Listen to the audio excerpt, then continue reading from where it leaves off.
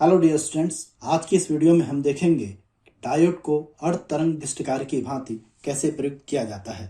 इसके लिए हम सबसे पहले एक ट्रांसफार्मर लेते हैं। यह हमारे पास आप देख सकते हैं कि ट्रांसफार्मर की प्राथमिक कुंडली में फेरों की संख्या द्वितीय कुंडली में फेरों की संख्या से अधिक है, अर्थात हमारे पास यह एक स्टेप डाउन ट्रांसफार्मर है, अर्थात यह एक अपचाई ट्रांसफार्मर है जो वोल्टेज को कम करने का कार्य करता है। द्वितीय कुंडली के सिरे ए और बी के बीच में हम परिपथ को लगाते हैं। ए सिरे पर हम पी एन जंक्शन डायोड के पी एंड को तथा बी सिरे को पी एन जंक्शन डायोड के एन एंड से जोड़ते हैं। प्राथमिक कुंडली को हम एसी सोर्स से जोड़ते हैं, प्रत्यावर्ती धारा स्रोत से जोड़ते हैं और द्वितीय कुंडली के दोनों सिरों के बीच में हम एक लोड प्रतिरोध जोड़ देते हैं, जहां पर हमें आउटपुट प्राप्त करना होता है।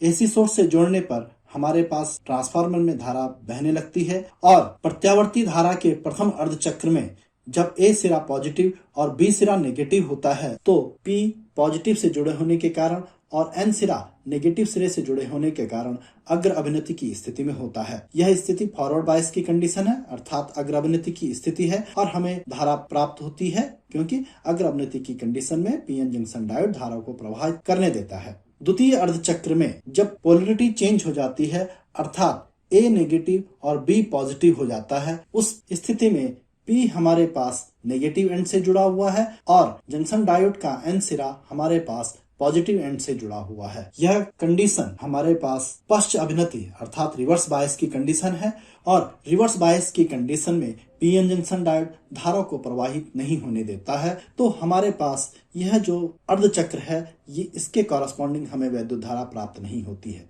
पुनः अगले अर्ध चक्र में जब ए सिरा पॉजिटिव और बी सिरा नेगेटिव हो जाता है तो फिर से अग्र अभिनति की कंडीशन प्राप्त होती है और वैद्युत धारा प्रवाहित होती है और यह प्रक्रिया चलती रहती है। इस प्रकार हमको पॉजिटिव हाफ साइकिल में वैद्युत धारा प्राप्त होती रहती है। इस प्रकार हम देख सकते हैं कि पीएन जंक्शन डायोड ने जो प्रत्यावर्ती धारा स्रोत थे उसके सभी नेगेटिव हाफ साइकिल को फिल्टर कर लिया है, अर्थात जब हमारे पास धारा है वह एक ही दिशा में है, पॉजिटिव हाफ साइकिल में है। इस प्रकार पीएन जंक्शन डायोड एक अर्ध तरंग दृष्टिकारी की भांति कार्य करता है। इसको परिपथ में समझने के लिए यह हमारे पास एक ट्रांसफार्मर है, यह इसकी प्राथमिक कुंडली है, यह इसकी द्वितीय कुंडली है। जैसा कि अभी तक हमने परिपथ में देखा था, ये प्राइमरी कुंडली को एसी सोर्स से जोड़ेंगे। सेकेंडरी कुंडली जो हमारे पास है इसके एक सिरे को हम पीएन जंक्शन डायोड से जोड़ देंगे। तो ये हमारे पास यहाँ पे पीएन जंक्शन डायोड है, इसका ब्लैक सिरा पी और व्हाइट सिरा, इसका जो ये सफेद सी स्ट्रिप आपको दिखाई दे रही है यह नेगेटिव एंड है। हमने इस तरह से जोड़ दिया है और इसके बीच में हमने एक लोड रेजिस्टेंस जोड़ दिया है। इस कंडीशन में हमने एक बल्ब लिया है। जब प्राथमिक कुंडली को वैद्युत धारा स्रोत से जोड़ते हैं तो परिपथ में वैद्युत धारा प्रवाहित होने लगती है। प्रथम अर्ध चक्र में जब ये सिरा पॉजिटिव होता है तो पी पॉजिटिव से जुड़ा हुआ है, एन नेगेटिव से जुड़ा हुआ है, परिपथ में वैद्युत धारा प्रवाहित होती है।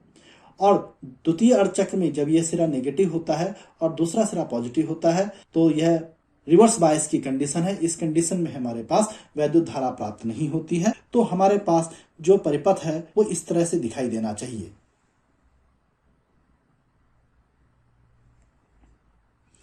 लेकिन स्पष्ट है कि हमको ऐसा दिखाई नहीं देता व्यवहारिक तौर पर, क्योंकि घरों में जो आने वाली वैद्युत धारा होती है उसकी आवृत्ति 50 हर्ट्ज होती है, अर्थात वह एक सेकंड में 100 बार मैक्सिमम और 100 बार मिनिमम होती है।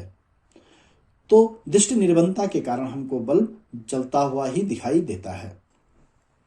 इस प्रकार हम देख सकते हैं कि पीएन जंक्शन डायोड को जब अर्ध तरंग दृष्टिकारी की भांति प्रयुक्त किया जाता है तो हमारे पास नेगेटिव हाफ साइकिल के कॉरस्पॉन्डिंग कोई वैद्युत धारा नहीं प्राप्त होती है, अर्थात ये ऊर्जा का लॉस होता है।